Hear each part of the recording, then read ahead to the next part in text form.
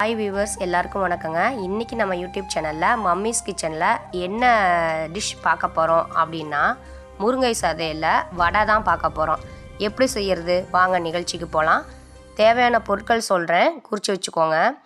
அந்த முருங்கை சதையை எடுக்கிறதுக்கு 10 முருங்கைக்காயை நேற்று எங்கள் மம்மி எடுத்தாங்க. அந்த 10 முருங்கைக்காயையும் கட் பண்ணி எடுத்து வச்சு அதை 2 விசில் விட்டு வேக வச்சு எடுத்து வச்சுக்கணும். அது சதையெல்லாம் எடுத்து பார்க்கும்போது 1 கப்பு வரும். அந்த 1 கப்பு எடுத்து வச்சுக்கிட்டாங்க. அதுக்கப்புறம் கடலைப்பருப்பு 1 கப்பு 2 மணி நேரம் ஊற வச்சு எடுத்து வச்சு மிக்சியில் போட்டு அதை கொஞ்சம் கரகரப்பாக அரைச்சி எடுத்து வச்சுக்கணும். அதுக்கப்புறம் சின்ன வெங்காயம் 1 கையளவு, பச்சை மிளகாய் 2, இஞ்சி 1 துண்டு நறுக்கி வச்சுக்கோங்க, கருவேப்பிலை தேவையான அளவு, அரிசி மாவு 4 ஸ்பூனு, அதுக்கப்புறம் உப்பு தேவையான அளவு. இப்போது செய்முறை நான் சொல்கிறேன், என்னங்கிறத நோட் பண்ணி வச்சுக்கோங்க. இப்போ நம்ம முருங்கை சதை 1 கப் எடுத்து வச்சுருக்கோம் இல்லையா, அதோட கடலப்பருப்பு அது 1 கப்பு அதை ஊற வச்சு மிக்சியில் போட்டு கரகரப்பாக அரைச்சி எடுத்து வச்சுருக்கோம் இல்லையா, அதோட இந்த முருங்கை சதையும் சின்ன வெங்காயம் 1 கையளவு கட் பண்ணி எடுத்து வச்சுக்கணும், அது பச்சை மிளகாய் 2, இஞ்சி 1 துண்டு, கருவேப்பிலை, அதுக்கப்புறமா அரிசி மாவு 4 ஸ்பூனு, உப்பு, இது எல்லாத்தையும் ஒன்றா போட்டு ஆட் பண்ணிக்கணும். தண்ணிக்கு இது மிக்ஸ் பண்ணிடாதீங்க, அது தேவையே இல்லை. அந்த சதையில் இருக்கிற இதுவே நமக்கு போதும்.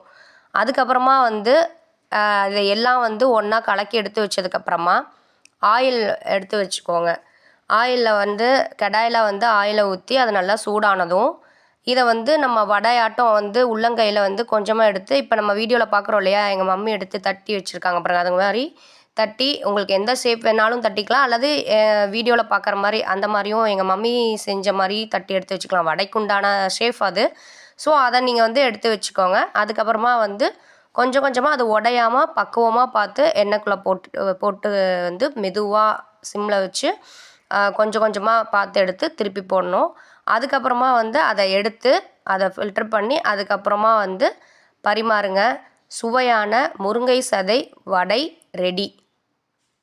முருங்கையில் இருக்கக்கூடிய பெனிஃபிட்ஸ் என்ன அப்படின்னா, நார்ச்சத்து, இரும்புச்சத்து அப்படின்னு நிறைய ஊட்டச்சத்துக்கள் இருக்குங்க. ரத்தத்தில் சர்க்கரையுடைய அளவை இது கட்டுப்படுத்தும்.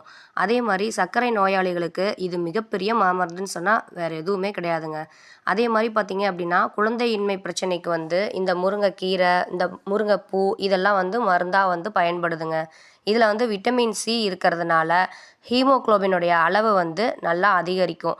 இப்போ எனக்கு பார்த்திங்க அப்படின்னா, எனக்கு சுகர் இருந்துச்சு. அந்த டெலிவரி சமயம் வரைக்கும் இருந்துச்சு, ப்ரெக்னன்சி சுகர்னு சொல்லிட்டு. அந்த சமயத்தில் பார்த்திங்கன்னா நானும் முருங்கைக்கீரை சூப் வீக்லி 3 டைம்ஸ் நான் எடுத்துக்கிட்டேன். ஸோ டேப்லெட்ஸ் எடுத்துக்காமலேயே இதுலேயே நான் சுகரை கண்ட்ரோல்டாக வச்சுருந்தேன். டாக்டர் சொன்னதை ஃபாலோ பண்ணேன். நீங்களும் அதே மாதிரி ட்ரை பண்ணி பாருங்கள். கண்டிப்பாக முருங்கையில் நிறைய பெனிஃபிட்ஸ் இருக்கிறதுனால வாரத்தில் ஒரு 3 நாள் நீங்களும் சூப் குடிங்க.